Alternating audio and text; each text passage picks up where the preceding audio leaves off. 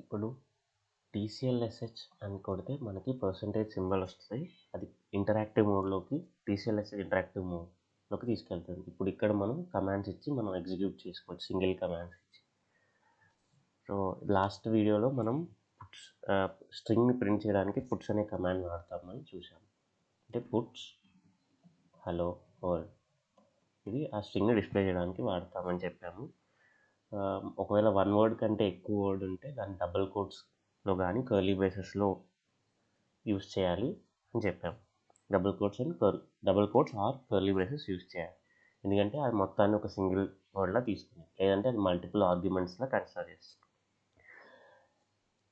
ఇప్పుడు 2 కమాండ్స్ని మనం ఒకే లైన్లో రాయొచ్చు, అది సెమీకాలన్ యూస్ చేసి చేయొచ్చు. అంటే ఇప్పుడు మనం పుట్స్ హలో వరల్డ్ వచ్చాము, puts TCL programme,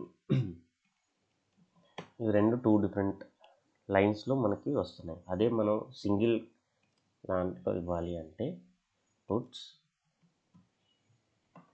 hello world నుంచి సెమీకాలన్ పుట్స్ టీసీఎల్ ప్రోగ్రామింగ్ అని ఒకే దాంట్లో సెమీకాలన్తో సపరేట్ చేస్తే వీటిని మనకు కావాల్సిన అవుట్పుట్ ఒక అవుట్పుట్ వస్తుంది. ఒకే లైన్లో మన command ఇచ్చేయచ్చు.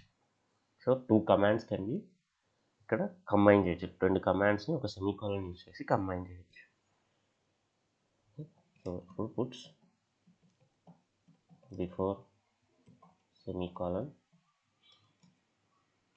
Puts after semicolon. So ఇవి రెండు కమాండ్స్ ఎగ్జిక్యూట్ అయ్యాయి. డిఫాల్ట్గా పుట్స్ అనే కమాండ్ ఏంటంటే అది న్యూ లైన్కి వెళ్ళిపోతుంది. ఫస్ట్ కమాండ్ ఎగ్జిక్యూట్ అయినప్పుడు బిఫోర్ సెమీకాలన్ వస్తుంది. నెక్స్ట్ కమాండ్ పుట్స్ అని రాసినప్పుడు అది డిఫాల్ట్ అది నెక్స్ట్ లైన్కి వెళ్ళిపోయి ఎగ్జిక్యూట్ అవుతుంది. ఓకే, ఇప్పుడు క్లియర్ చేస్తున్నాం, స్క్రీన్ క్లియర్ యూస్ చేసి. సో మనం లాస్ట్ క్లాస్లో ఒక వేరియబుల్స్ సెట్ చేయాలంటే సెట్ స్పేస్ ఏ స్పేస్ వాల్యూ ఇచ్చాము. ఇప్పుడు ఇందులో ఉన్న కంటెంట్ కావాలి అంటే పుట్స్ $a అని చెప్పాము. ఇప్పుడు ఇందులో వేరియబుల్ సబ్స్టిట్యూషన్ గురించి చూద్దాము. ఇప్పుడు ఇక్కడ set a space 10 puts double quotes the value of a is $a. So the value of a is $a అంటే వేరియబుల్ సబ్స్టిట్యూషన్ ఎగ్జిక్యూట్ అయ్యి ఏలో ఉన్న వాల్యూని ఇస్తుంది. మనం ఇక్కడ డబుల్ కోట్స్ మాత్రమే ఇవ్వాలి వేరియబుల్ సబ్స్టిట్యూషన్ కావాలి. అదే ఒకవేళ మనం కర్లీ బ్రేసెస్ ఇస్తే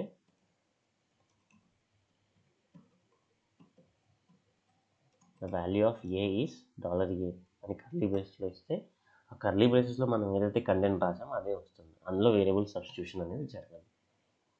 థ్యాంక్ యూ.